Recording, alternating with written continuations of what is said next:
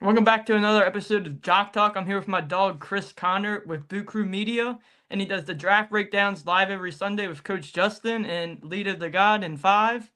Tell them where they can find you and what time y'all go live. So first off, Cullen, appreciate you having me on, brother.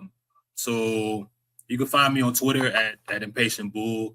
On Instagram is Chris Connor 13. And when we go live on Sundays, 8 o'clock, Pro Pills Talk. Most of the time it don't be 8 o'clock, it'd be like 8:10 or 8:15 because Justin be late. Y'all could tell him I said that. But yeah, man. That was a great final series. So many blown leads by the Spurs. They could have won that easily. Yeah, I'm with you, man. I think that part of that is being a young team, a young coach. You know, one of the things that we learn specifically in basketball is that a lot of times it's just hard for teams that haven't been in these positions to go all the way to the promised land. It's just typically no matter what team that this that eventually wins the championship, the history of basketball, they got to fight. They lose a series. They got to gain experience. And I mean, regardless of how the Spurs ultimately lost, the Knicks been battle tested. Their guys have been in consistent playoff battles, and they've lost, and they've had to learn about themselves, and they've been doubted. They've been challenged. They've had team people wanting to break up the team, and we heard Brunson and Cat couldn't win together, and they're putting all this money into this core, and we don't know how good it is. And then boom, they break through and they finally win on one of the best stretches, Cullen, that like of dominance that we've seen in a little bit. I mean, I think they lost 2 games in a month and some change in the Yeah, playoffs. I think Like, they went like 16-3 or something like that. yeah, incredible, And they and incredible. they won like 13 in a row. Mm-hmm. I Yeah, don't incredible. I don't want to see Becky Hammond on social media for a long time after saying they don't have a 1A guy 2 years ago. And Mm-hmm. Kendrick Perkins said, yes, they do. Jalen Brunson. And she's was like, he's too small, like Allen Iverson, Steve Nash. He's one Yeah. of the greatest, smallest point guards to ever do it. And the way he gets to the paint and to the rim creates space for a shot. It's unbelievable. Yeah, and one of the things I think that's important, Cullen, is how they built that team, right? They knew that Jalen wasn't going to be an incredible defender. They knew how teams would try to pick on him. Well, so what do? You go and get multiple either scrappy, willing defenders, or you get multiple all defense caliber guys, whether it was Miles Bridges or it was OG Anunoby, and we know, what Josh Hart attempts to do, even if he's not a shutdown defender, if he's not locking people up necessarily, his activity always wins. So they put the right people around him. I was with Becky because again, I'm a big history guy when it comes to the NBA. Small guards being your best player typically don't win you championships. They just haven't. Like in the history of the game, the last 1A was probably there was a small guard was probably Isaiah Thomas. We talking before I was born. Yeah. So we talking a long time since we've seen that kind of dominance. But for Jalen to go out there, he had some struggles throughout the series, but the last 2 games and then 45 in a closeout game on the road, man. It's just it's incredible. I mean, it's. I hope that makes people think a little bit differently about that. Like small guards, it's not that small guards can't get it done, whether they're 1A or 1B, but it is about what you put around them. Because Jose Alvarado was a small guard, and he was sharing time with Jalen Brunson in some of those stretches, specifically in Game 4. Yeah. So yeah, I mean, I think that's also good. That's a good narrative for the league as well, man. Like you build your team right, you have an actual idea in mind that can protect some of these parts. You can make it work. You can win. And it took like 4 years to rebuild it. Like they got, I believe, two of the best defenders in the NBA, and Mikal Bridges and OG Anunoby. If you have those two, plus OG can shoot really good. Like he had 28 points in game 2, I think, and 23 the next game. Yep. That's just like really good. And he shot 50% from 3-point this year. Yep. And in the finals, that's what it takes to win an NBA Finals champion. For sure. And he was healthy this year. Yeah. What like I don't know if it was last year or the year before he was hurt. Josh Hart was hurt. Like they kept running into these injuries, and the way that their team was built with them spending so much money on that starting lineup, like we're not talking about a great amount of of talented or expensive depth coming in off your bench. They needed those guys to stay healthy. They need Cat upright. Of course, they need Jalen Brunson, but you also need Mikal and you needed OG Anunoby to be out there and be available. Mikal's an Iron Man, right? He's never hurt, but OG specifically, he's been so important for them. Him being healthy was really important. I think he had an injury early in the playoffs. He ended up coming back. But yeah, I mean, health as well, man. I mean, it everything just came together for like it was the perfect thing between what happened with Boston, no Indiana, who knocked them out last year. They ran into Cleveland, but I mean, they still have things that they have to figure out. I mean, and in a lot of ways, Cullen, I think if I'm Cleveland, I'm probably thinking like we can be them. Like we can be the Knicks. Maybe while a lot of people want to break up the team and that, they say that this isn't going to work and maybe Donovan isn't a guy. If I wanted to be aggressive, I would be looking at the Knicks like, okay, they're the perfect template. They're similar to us in regards to how we're building our talent, the amount of, talented players we have in our starting lineup, the money that we've spent or the money that we've been spending. We have a chance to do that as well. We've been in these same playoff runs, conference finals this year, semis this year, blah, blah. They could break through. We can break through. We just got to continue adding, continue building as, core. And we could maybe be in the same situation that they're in. Yeah. And they had Mitchell Robinson, who had the biggest rebound in their history. Offensive rebound with like 9 seconds left in the game that sealed it. Yeah. Good for him. Good for him, man. Gentleman's own, I guess so. Okay, let's switch on to a different topic about the NBA draft. Let's discuss who do you think is like the best prospect in the NBA draft? So I think the best prospect is AJ DeMonster. I do think that he's the best ultimately.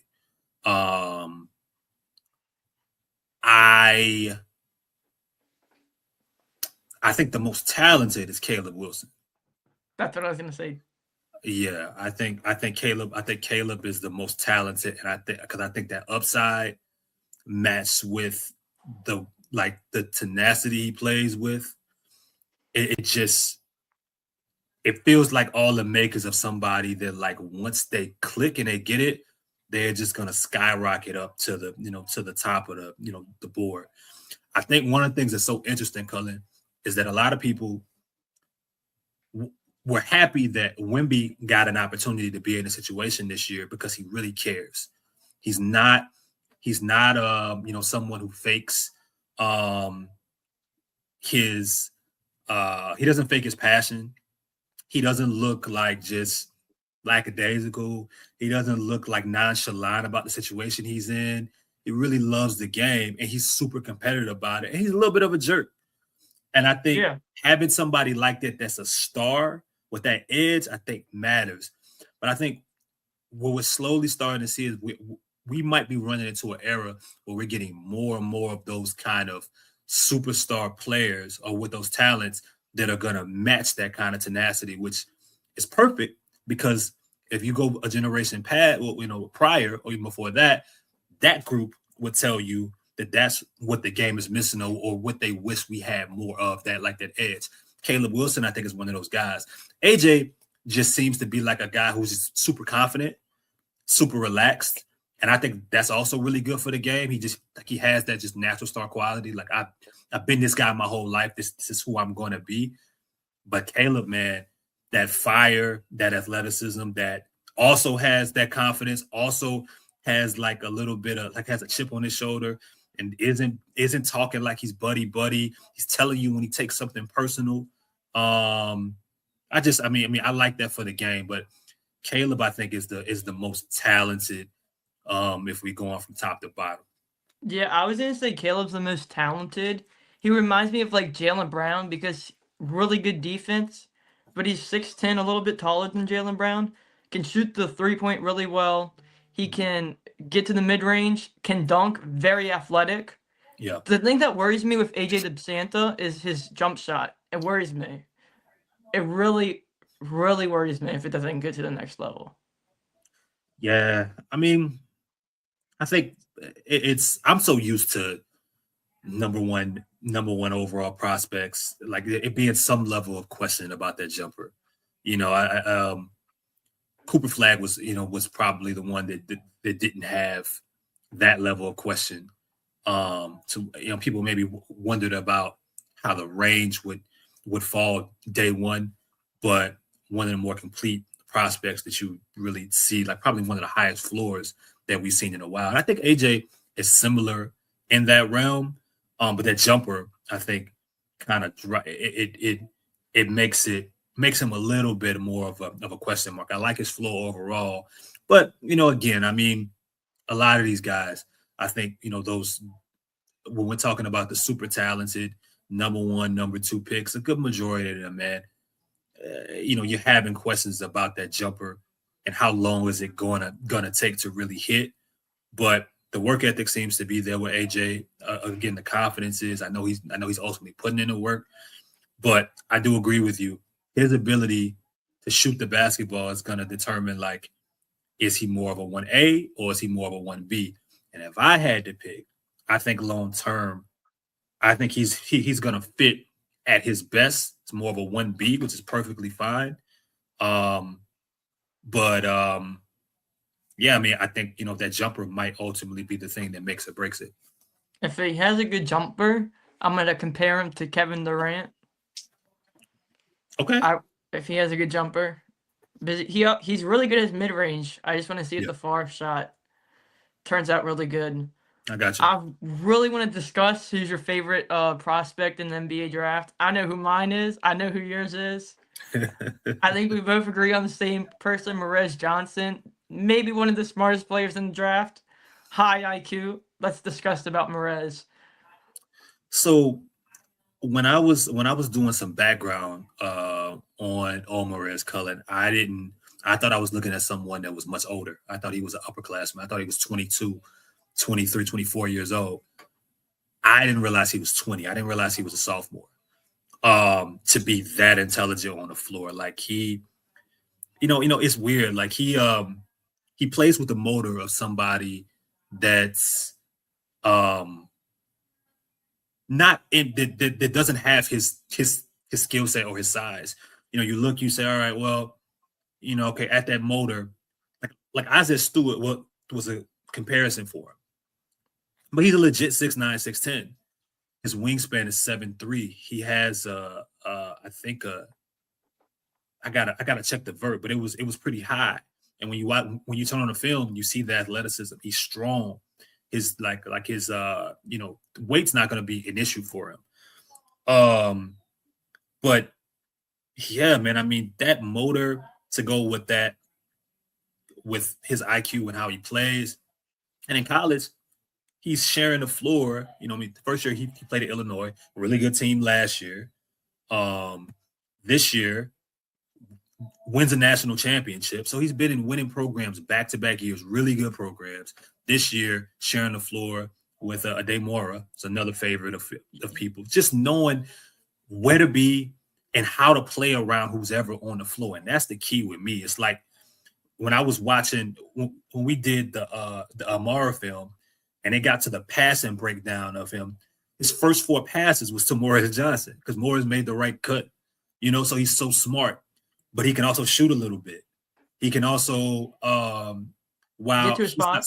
he's not super crafty with his approach because he's so strong and so aggressive, but he knows exactly where to attack and what's not. He knows his strengths and he plays to them. He's not trying to experiment too much out there on the floor. He hustles. He's tough. He's physical. It's one of my favorite guys, and specifically for the Pelicans because I think you need more smart players, but you need more guys that are aware on how to get their own and be impactful with who's ever on the floor. And he's one of those dudes. If you ask him like if he fit, how's he gonna fit around this person, a Zion or a Queen or whatever, Morez the type of guy that's gonna find a way to make himself be available and fit, and that's what makes him special to me. I was gonna say this. He's gonna figure out how to play with Zion right away. Yeah. It wouldn't surprise me if he's gonna take Carlos minutes.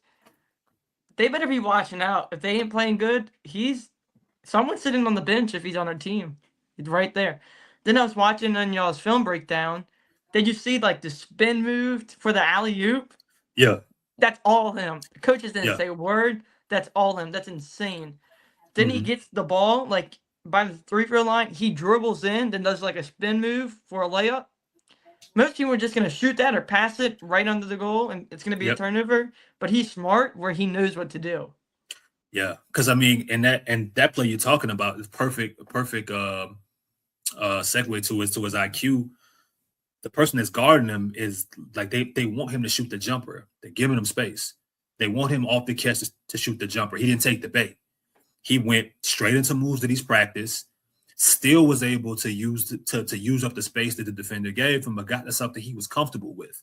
And it didn't look awkward. It didn't take time. He didn't hesitate. He knew exactly what to do, and he processed it quickly. So when you're talking about guys that are going to make an impact day one in the league, I mean, he's one of the dudes that you're thinking about. He processes so quickly. The work and what you see on the floor, like they all come together properly.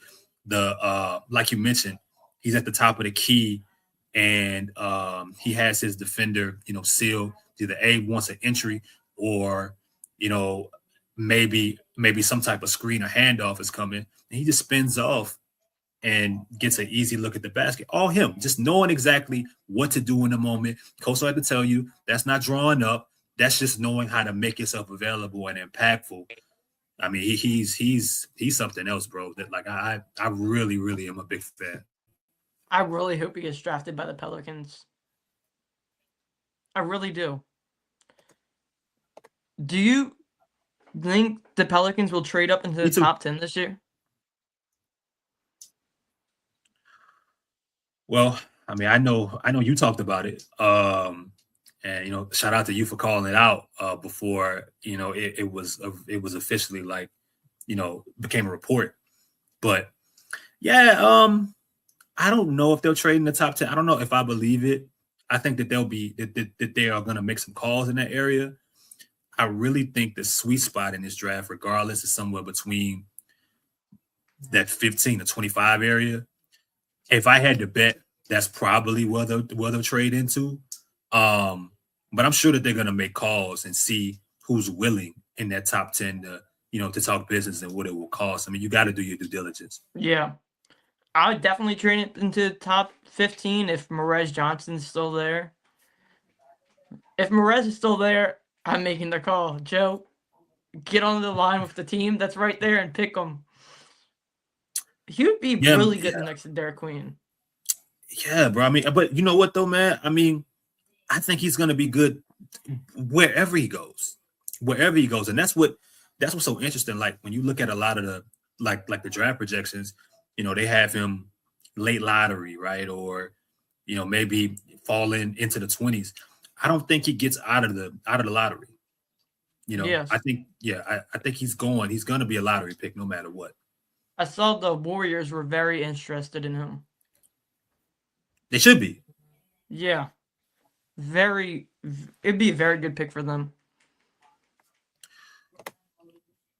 I mean, he would fit. I mean, because see, that's the thing, Cullen. I think that he's one of those dudes to where whether you're rebuilding or whether you're trying to win right now, he can fit either way. Yeah. You know what I mean? Like if you're rebuilding, he's 20, right? So you have options there. If you're not rebuilding and you want someone that you can draft in a situation like Golden State, let's say you can't find the right partner to trade with at 11 to help you get more of a win now, maybe someone older, a veteran. And we know how Steve Kerr is. Steve Kerr struggles sometimes with young talent. He wouldn't struggle with Morez. Cheap, someone who can play right away.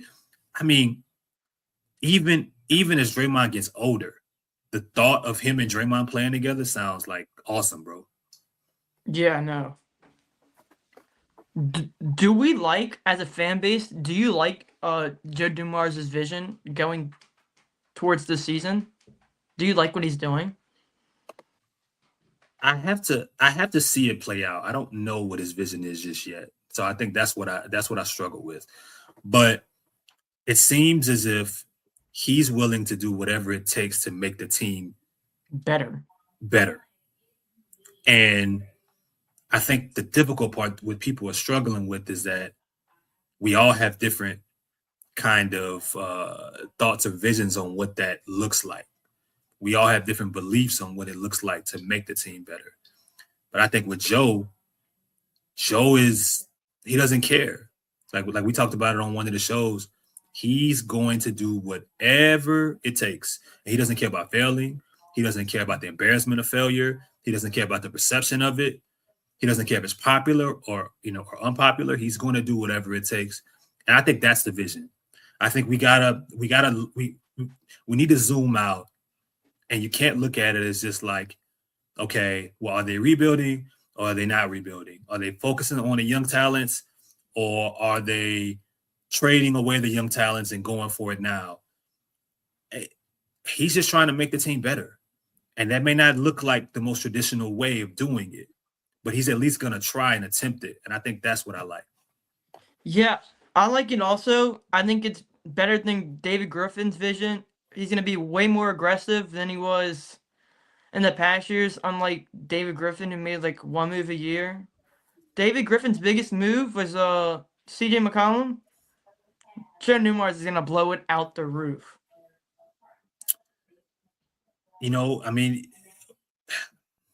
I think Grip sometimes waited too long, man. I think he took certain things for granted.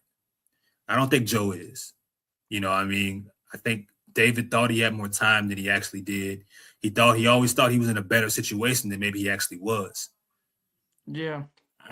There was times in which this team the organization should have shot for things, and you can blame it on, everyone has a little bit of blame to go around with that, whether it was coaches, whether it was Zion's immaturity development, whether it was, whether you want to blame BI, whether it's the injuries, whatever the case may be.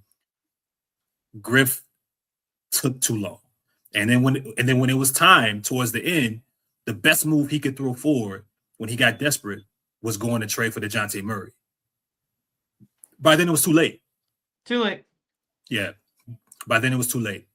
I don't think that that's going to happen with Joe and Troy. And I think that's the magic there, is that they just, I don't know if I believe everything that Joe says. I think some of that is word salad. Some of it is, it's his politics. But I do believe that they are truthfully trying to do whatever they think is going to make the roster and organization better. That's what it feels like. It's just some of these things you're just going to have to see play out, because if you try to predict it, you might end up, being a little bit more pessimistic about it. Because it may ultimately fail, but it won't be because he didn't try. Yeah. Yeah, I really do like how he's going to move forward with the team. It really excites me. Like, this is the first time we've heard the Pelicans name on social media the most in like trade talks since 5 years ago. Yeah. Like, every time you hear something about Jaylen Brown or someone else, it's always with the Pelicans. Will Jaylen Brown be traded to the Pelicans? Will he not? Like, I really hope he makes the move. I don't think he cares about how much money he's about to pay him. I mean, what do you think? He's just thinking about what's going to make the team better. Most competitive. Yeah, that's all his focus is right now, making the team better. I think from a future perspective, he's focusing on the fact that he has Jeremiah Fears and Derek Queen right now, and what they invested into that. And the fact that if you hold on to Zion a little bit longer, he is still relatively young. Oh, there we go. If you hold on to Trey Murphy is still 25 years old at this point. So it's not like, you're talking about an old veteran team. He wants this franchise to be relevant and to be good. The money part of it, yeah, I think it does, it matters. But look, man, you've seen this organization try a bunch of different things. The thing I knock them for is that when they have had young talent, they put too many people in the way of letting that talent grow and blossom. It feels like it hasn't been a plan, Yeah. that matches what a lot of small market teams need to traditionally do. But if you have somebody like Joe who doesn't think in a traditional way, then you need to respect that. And I think going for Jaylen Brown says, hey, even if this isn't, if we're not going big game hunting consistently, if a guy like Jaylen Brown is available and we think we can afford him, we're gonna go attempt to get it. And that could just be what this is about, Cullen. It may not be this whole like we're going for a championship thing. It may not be like Trey Murphy just isn't our kind of guy and we need to move. It may not be that difficult, or like, oh, we're punting our future. It could just simply be we can afford to bring in a talent like Jaylen Brown. If someone like him is available, no. Can we go get Giannis? No. But can we go and get a Jaylen Brown or whoever's in that tier? If we have an opportunity, we're going to make the call. I mean, and honestly, I can't see what the issue is with that until you ultimately see what you give up or what they would give up to bring him in. Then we can talk about that. Let's discuss. I want to know if you think the Jamal Mosley hiring was the right choice, or do you think we should have went to Steve Hetzel or Rondo? Because Rondo is my guy all along because I liked his IQ, but also Mosley because he can bring a strong defensive presence to the team. If you look at the Magic's defense, second in the league, they didn't have the best defenders at all either. Herb Jones, one of the best defenders in the league, hasn't been good lately. I don't see him on our team next year, but I want to know what you think about it. I mean, look, I don't think Cullen it's a home run hire, right? Necessarily, but it could be. I don't think it's not the most attractive name necessarily. Rondo was it. Rondo was the creative hire option. Rondo was the one that everybody, all the fans, and I'm sure a lot of people even in the building would like, man, we'd love to have the opportunity to see how this goes. It was thinking outside the box. And it could be a situation in which you jump ahead of hiring somebody who, as time goes on, may ultimately be a real hot commodity across the league. So maybe, you're buying on him, low before a year or two, and now when everybody wants him and it becomes more expensive.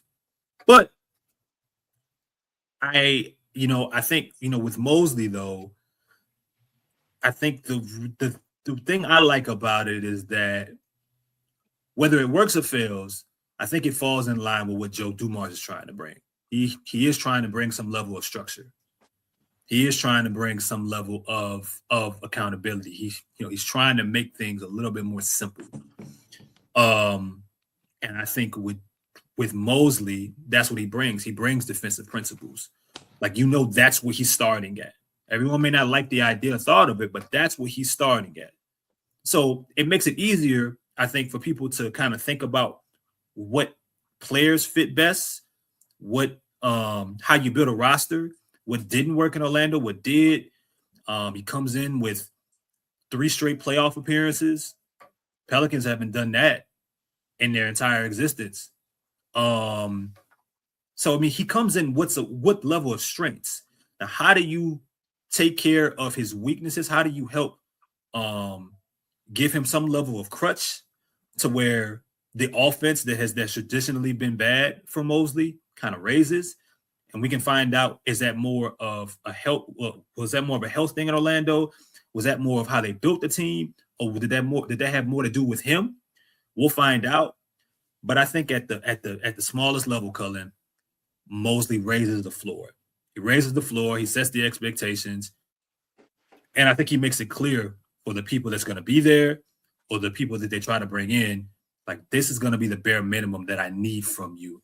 If you're going to play and we're going to win, that's another reason why a guy like Morris Johnson is so simple of a prospect to like, even if it's just from a Pelicans perspective, because he fits all of those. Like, you can just tell he's going to be a Mosley guy. You mentioned Herb Jones. Herb Jones is going to be a Mosley guy. It doesn't mean they're throwing away offense, but I like the fact that no matter what side of the equation it's on, I know day one, that's what he's preaching. That's what he wants. That's what he's going to ask and expect. And that should bring some level of accountability, I think, that drops down in multiple levels, hopefully. So, yeah. So I'm a fan. I like how he will get into the position, do defense on the sideline with his hands down, tell him where to be. I like that as a coach. And you know where Morez Johnson playing right now? Michigan. You know where Joe Dumars was from? Michigan. Yeah. Michigan. If Joe drafts Morez, I'll be so happy. Well, yeah, bro. I mean, I think that, look, like, could you have picked, what was the Mosley thing telegraphed? Did it feel like, did it feel bland? Was it boring? Sure. But sometimes boring wins, man. Sometimes it can. Sometimes it's, it doesn't always, you don't always have to have, the amazing, super smart, analytical, young assistant. You would like it. That's what I think. That's what ultimately, in thinking about who's going to be the next young head coach or the next great young head coach, I think that you would like to see them kind of go for it, take a gamble on. But look, man, I also understand the Pelicans as an organization, period. Like, historically, they haven't been able to have consistency. And you hired the guy with the most consistent resume, with the most consistent reputation. Yeah, 40-plus wins 3 years in a row. Couldn't get past the first round. I think he could have got past the first round this year if Franz Wagner didn't get hurt. They would have won 5 probably if he didn't get hurt. I think so. And I get it. And if he got past the first round, he would have been stolen the Magic coaching. He would have been got fired. Do you think Mike Brown was a boring hire for the Knicks? Sure, because a lot of people didn't. Yeah, and look what happened with them. Won finals. Yep. Let's get on to the Pelicans offseason. Like, who do you want to trade for? I'll give you who I want to trade for too. Okay. Yep. I'll go first. You can go first. Go ahead. I'll go first. All right. I want to see DeJounte Murray gone. I want DeJounte gone. I want to trade him to the Suns. I'll give you my trade package there. I want DeJounte and Herb gone. Give me Dillon Brooks and Jalen Green. Because Dillon Brooks' shooting has much improved. I think Jalen Green has way more potential left in him. DeJounte, I think he's done with growing, but time will tell. I'd like to see the Pelicans get Ware. I'll give up a first-round pick for Ware in a heartbeat. Mm-hmm. And I'd also like to see Pelicans get Ja Morant or Jaylen Brown. So these are, of course, these are like these are some of the things that you would like. These aren't like all like you don't think all these things or some of these things happen together, but separately. Separately, yeah. Separately, okay. I like this. I would say, from a trade perspective, I would really like the Pelicans to look to move either Eves or Herb and get back into the first round. Okay. And that maybe is where we're talking like a 15 to 25, probably closer to past 20.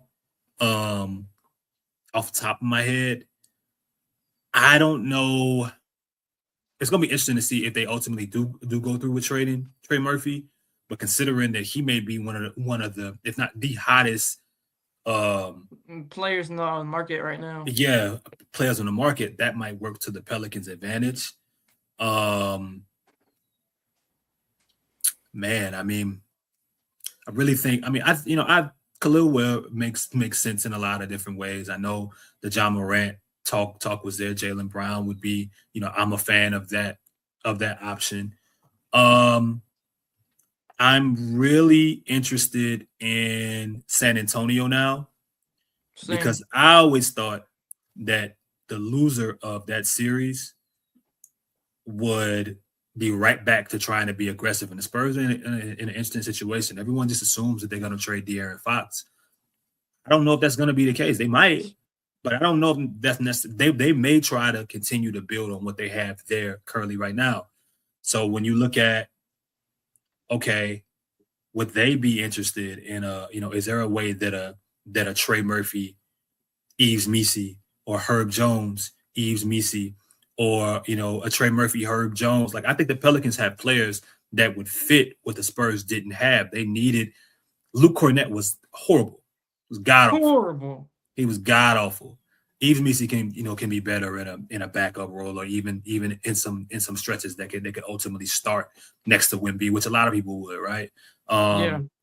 They got to a point where they were depending on Carter Bryant to play more minutes than maybe he was ready to, even though he had some okay stretches. Well, plug in Herb Jones. Herb's gonna be ready to play in those moments.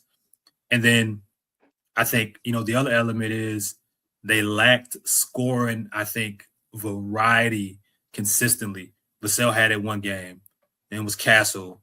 In the games that they were close, Castle played better. But then yesterday he was god awful. De'Aaron Fox, maybe one good game. The entire series, I would say, but he was missing. Vassell, same thing, had some up and down moments. Yeah. And Keldon Johnson was nowhere to be found. With Trey, you're getting that level of consistency because they don't need much if Wemby's on that floor and with Dylan Harper, so and Castle and company. So I think the Spurs and the Pelicans make really good sense for being trade partners. I think the Spurs have things that can make the Pelicans better right away. They have draft capital. They have some younger talent that I would be interested in. Like who? What would your package want to be?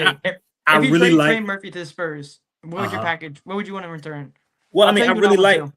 All right, so I really like. Number one, I really like Carter Bryant. I don't. I think that he's a cheaper. I wouldn't say he's a cheaper Herb Jones, but I think that he's gonna be. He might need to be somebody that ultimately goes someplace else, but they may need to use his potential to get them someplace.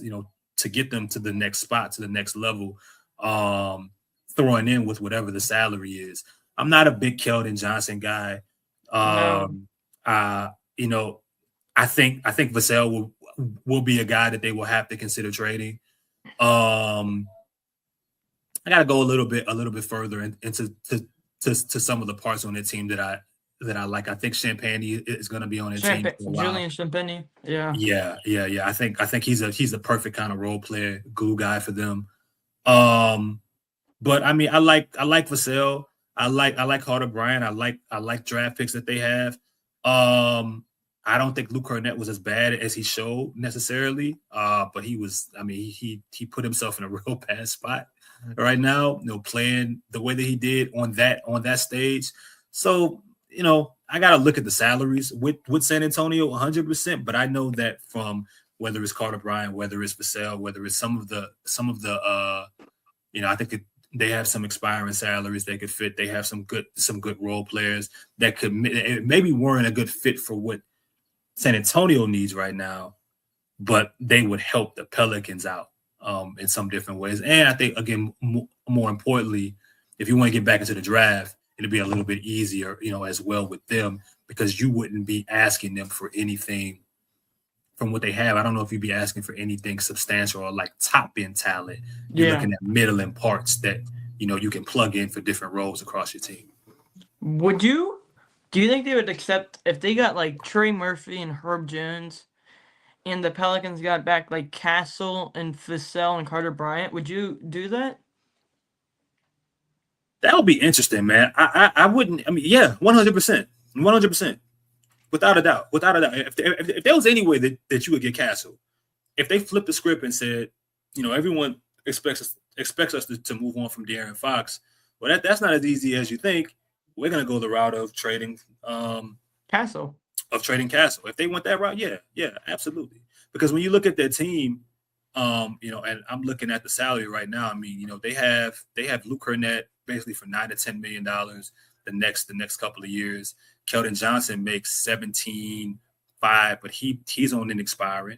He would probably actually be someone that would probably go on the deal, even if Keldon is great 6-man player. Great 6-man. Yeah, but he's gonna help you with the salary element of things.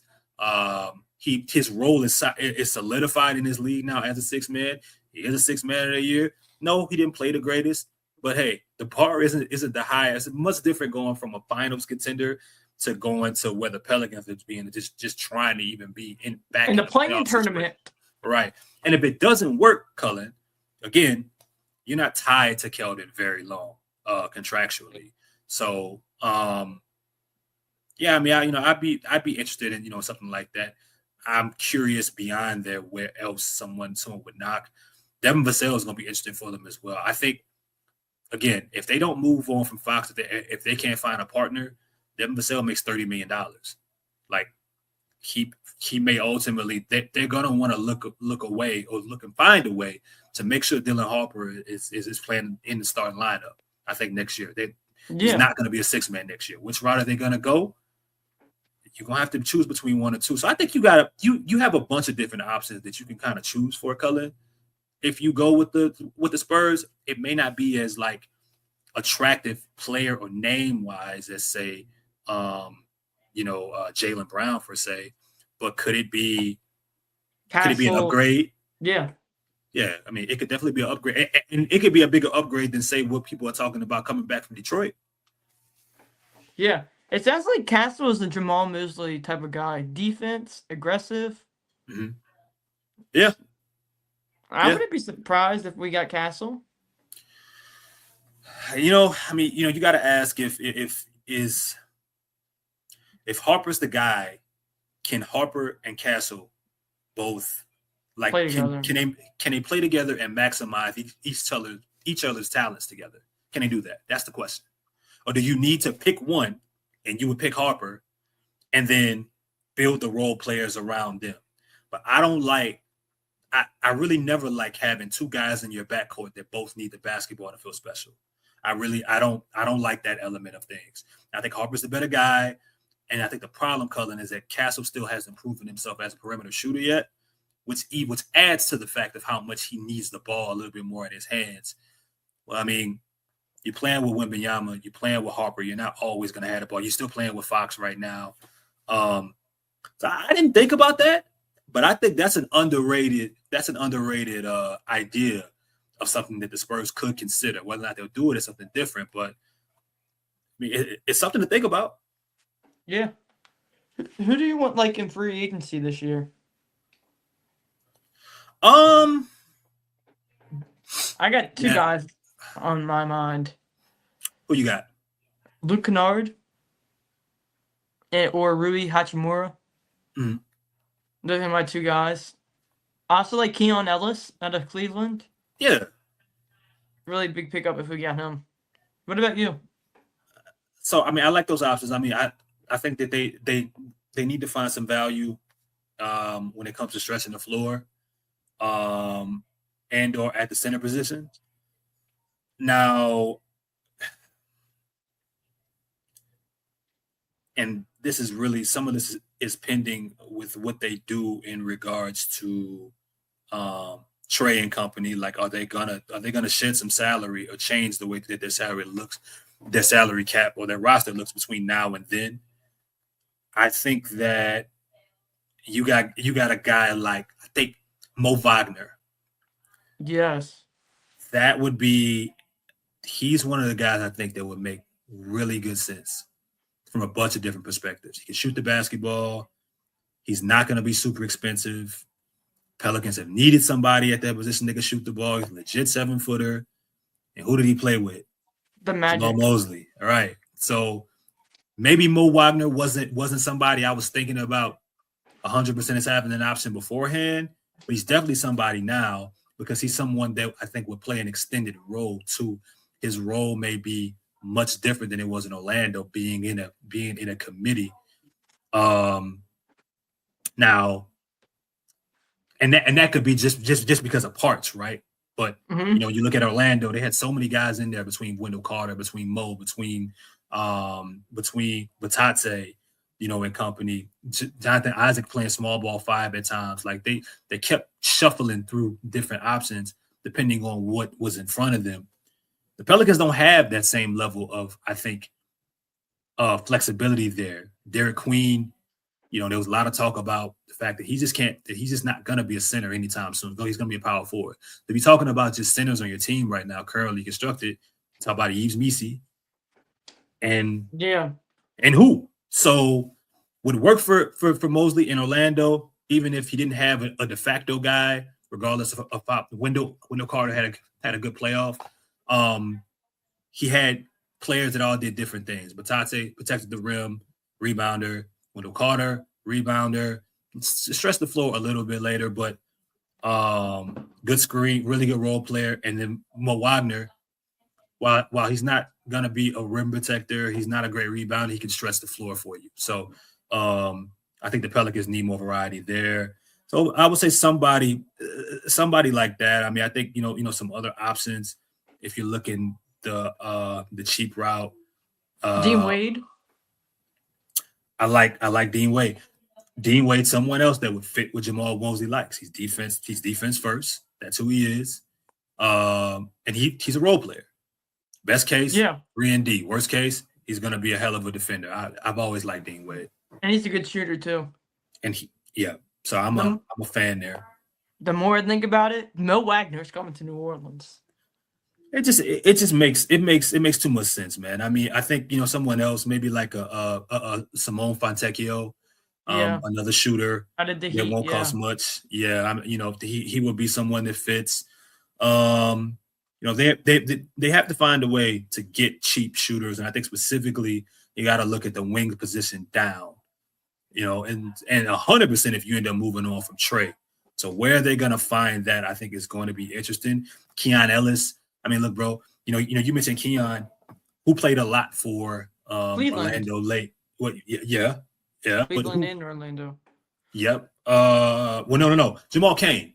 Jamal Cain. He used to play for the Pelicans. He did. But he was playing. Injuries aside, he was playing a lot of minutes for Orlando. Late in the stretch. Why? Because he could defend, and he was a role player. He wasn't a great shooter, but you can put him in a corner. Like, you knew what to expect. Mosley likes those kind of guys. Keon Ellis is a part of those. So whoever you think about, I just think of role players that know who they are and that are going to 100% fit that defensive ability, or maybe somebody that can just simply shoot the basketball. It's going to be important. Yeah.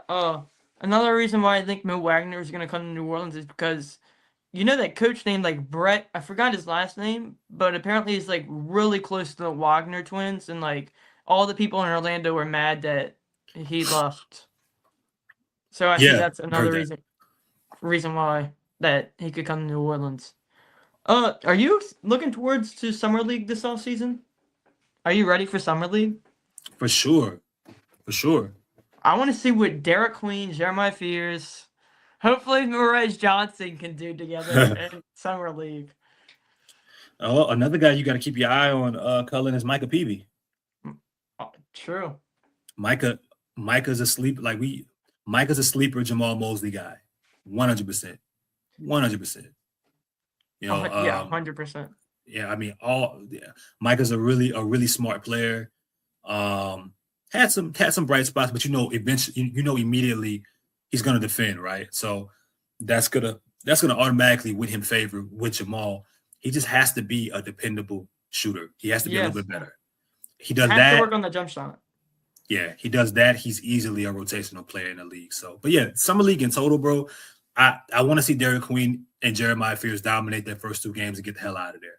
I don't want to be talking about them struggling or Derek Queen struggling with fouls. I want to see those guys really dominate. I don't want to see Jeremiah Fears shooting inefficiently and turning over the basketball. That's not what they're there for. Both of these guys made all rookie teams. Both of them did some really good things statistically throughout the year. Derek Queen had some records. Beers had some records. You want to see them go out there as a duo and dominate Summer League and make it clear, like, hey, we're not just two rookie guys that were on last year's team. That's, like we're actually able To to progress, be better. yeah, right. We're able to progress, and maybe in whichever role you put us in, whether we're helping this team continue to win with more of a veteran approach, or if we're knocking on the door and say, nah, like if this don't work, we're ready to take over the reins and the keys completely. That's what I want to see from them. Yeah, same. I've been hearing that Zion may be getting an extension this offseason, and I'd also not be surprised if he moves to the 3 position. Would you want him to get an extension this offseason? And would you like to see him move to the 3 position? Yeah, I mean, I think ideally that's what just makes the most sense, Cullen. I mean, the extension point, you're just buying time. Whether you're buying time because you ultimately think you're going to sell high, or you're buying time because you think that there's still some things that he's going to unlock in the near future now that his body is in the best consistent shape it's been in since he's been in the league, since he's figured out the physical part, and it seems like he's figuring out a lot of the mental parts. Maybe now we're talking about him getting into another level with his game and some of the ways he attacks on the floor. So yeah, I mean, I think an extension isn't going to cost you what it's going to cost him, what it would cost if he makes another All-Star team next year, right? Yeah. So the time to do it is to do it very, very now. soon. It'd be like a 3-year, $108 million deal. Yeah, do it now before he completely breaks out, because I do think that year is coming. I don't know when it's going to happen, but we're going to see at least 1 year, whether he's a Pelican or someplace else, where he puts all of it together. And we're talking about shot, yeah, it's going to happen. Jump shot, mid-range. It's going to happen. It's going to happen. I don't know when. Even if it's for 1 year, it's going to happen when everything maxes out. Every single thing for 1 year maxes out. It's going to be, it's 27, 7 and 5. That's going to happen. So when it does, you want to be on the right side of it versus having to pay that guy after that year. Like, you do it now. I don't believe that he's, I think a lot of people have just accepted who he is. I'm not there yet. I'm not saying that he's going to live up to the potential and be the best player in basketball necessarily. But I think because the improvements are so simple for him, because they're so minimal, you just ask him to take more jumpers. You're asking him to maybe take less drives and be more simple, apply himself consistently on the other side of the floor. I think that by itself, him making the game easier for himself could raise how you view him in a lot of different ways. So, and then that would also help him being a small forward. So, yeah, I like both. I really do think Jamal Mosley would be a good coach for him, and like if he can take at least 20 to 22 shots a game, he'll average like 30 points a game, which would be amazing. Then Chris, his trainer, said in an interview the other day that he was like, oh my gosh, this is really how good he looks. Like, he said he looked amazing. Mm. Yeah, so man. I'm very excited to see what happens with Zion this year. Me too, man. And shout out to our dog Chaz, man, for that interview, man. If y'all haven't checked it out, man, by now it's really good. About an hour long of an interview, and I'm with you. Chris goes into detail about a lot of things.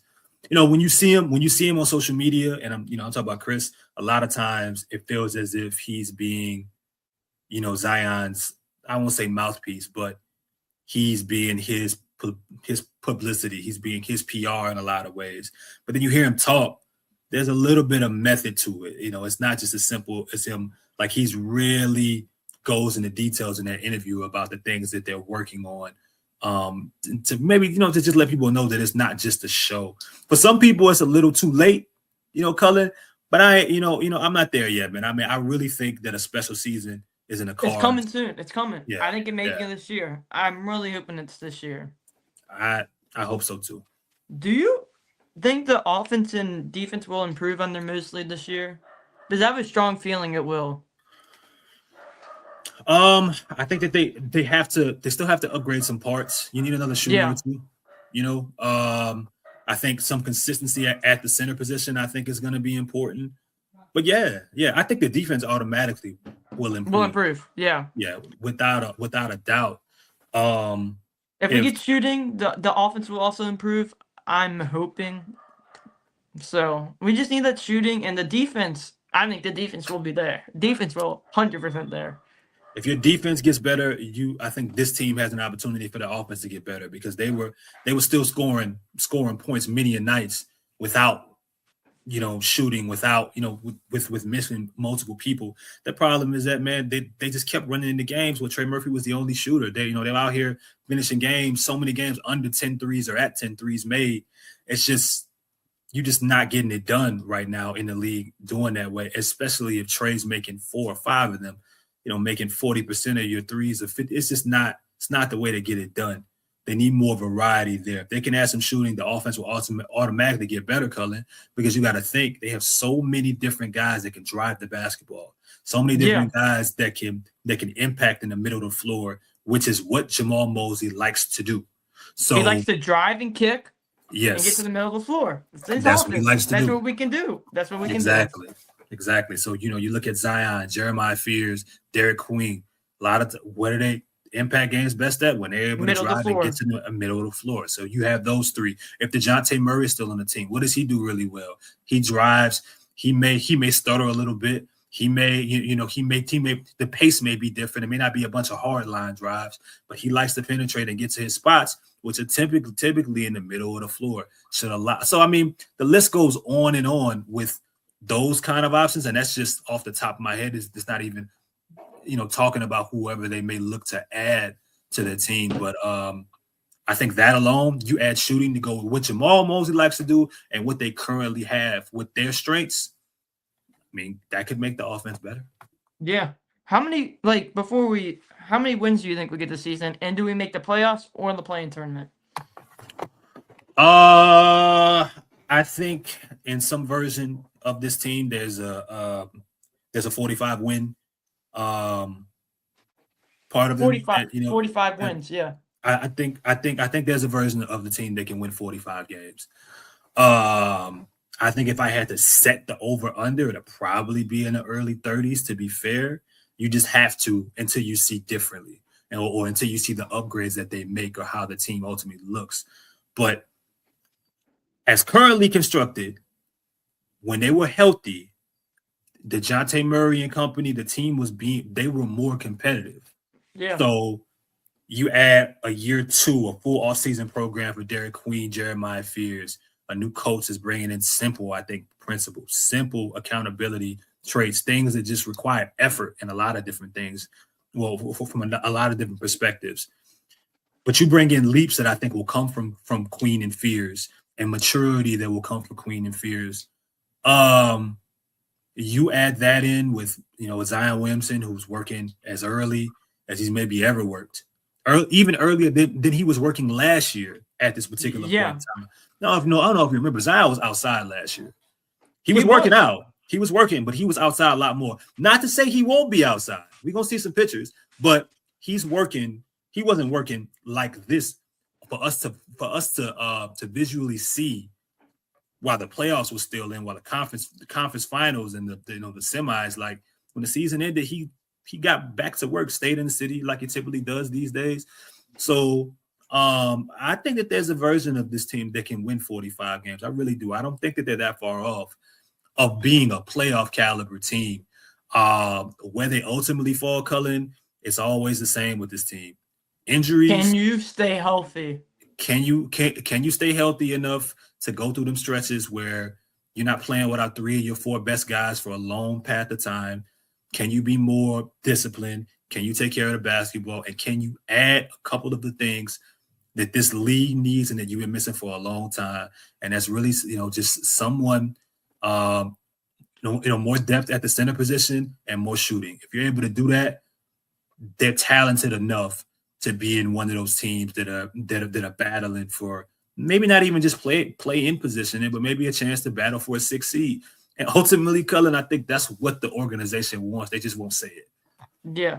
I believe like Chris on the interview with Chaz, which was like really good, said he's never seen Zion work this early in the gym. Like he said, Zion wants to be there. He's showing up. He's doing it, and he's not Mhm. giving them any crap about it, and he's honest about it. Hey, I mean, better late than never, man. I think for all the different criticism that Zion has deserved, like he earned the criticism He earned it. in He regards to admitted. his work ethic. I think He he's knows it too. earning, yeah, and he knows it, right? So he's earning the other side of that now. Where I think people have to say, okay, like this isn't just this isn't a mirage. This isn't something that's just gonna just disappear. You're now seeing ever since a year and a half ago, where he came back in that Minnesota game, I think, post a hamstring injury. I think it was something glute, whatever it was. He's supposed to be out a lot longer. And then this year, he had another injury. I don't remember exactly what it was. It was supposed to be like a long time. It wasn't. Abductor. He was supposed to miss a lot of time. I Two think he months. cut right. He Came cut the back in time in 13 half. days. Yeah, there you go. So came back in 2 weeks. That's somebody that's consistently doing this. His body, the weight, his shape, his we haven't been talking about him being not conditioned on the floor. It's there. So that's telling that something has changed, because now we have enough time that has passed. You have to give him credit for I think the page that he's turned in that book. It's not going to satisfy everybody until he ultimately lives up to whatever a person's expectations of him for him is, which he may not ever be able to do. But the fact that he's turning the page now versus waiting until it's too late, or while he still has some of that God-given athleticism, which I think is the key for him, maximize it while you can still jump out the gym. Maximize it while you still, athletic enough. Yeah, while you're still in your athletic prime. Don't wait until you're in Derrick Rose post knee surgery or multiple knee surgeries, or you wait towards your Grant Hill. Don't wait until after the injuries come to perfect these other parts of your game. Do it now. We should be able to have a special year. But I think part of that has always started with his mentality, and it's good to hear that he's attacking the game from a professional element, or a preparation perspective that maybe he never did before. But we're seeing it now. I think you can believe it. It's becoming something that's more of a staple than it is something that you just say, that'll go away. He's only doing it for money or another extension. I think that this is going to continue. Yeah. Before we end it out, I think the Pelicans will get over under 38 wins. I think they could reach the 45 win marker. I think it's going to be a big offseason for the Pelicans and also the NBA. A lot of moves are going to happen. I'm just excited to see what's going to happen. You have anything else before we close it out? Nah, man, just want to salute to you, bro. Look, putting, I know people that take a lot longer, that are a lot older than you, to kind of put their voice and their name out there, man. We support, we're happy that you support everybody in the Pelicans community, man. And I'm glad that people are doing the same for you and helping you on your journey, man. So all I can tell you, is keep going, keep doing what you're doing. I wish that I would have been your age starting out, talking about this team. But it was a different time. But I like to see more and more people up and coming, man. And so just continue putting out this work, man. And everybody, man, y'all, please tap in with Cullen. You're gonna see him in the comments of all your favorite Pelican shows, but also come out and support him, man. And for any of the people that are like me, that create content, or or writers or whatever, man, come on the show and chop it up with Cullen, man. Good dude. Thanks for coming on. Go follow Buku Media. Go watch the channel. Go watch the draft breakdowns. One of the best to do it. Really good. Really good. They're always on time. They're always on the dot. Justin's not always on time, though, but everyone else is ready. But it's great. They're consistent. They do it every weekend when the season's on, Wednesdays and Sundays. 8, but always going to be like 8:10, 8:15 because of Justin. But it's okay. Give them some credit because it's a really good show. Thanks for coming on. See you soon. Thanks. Appreciate you. Peace.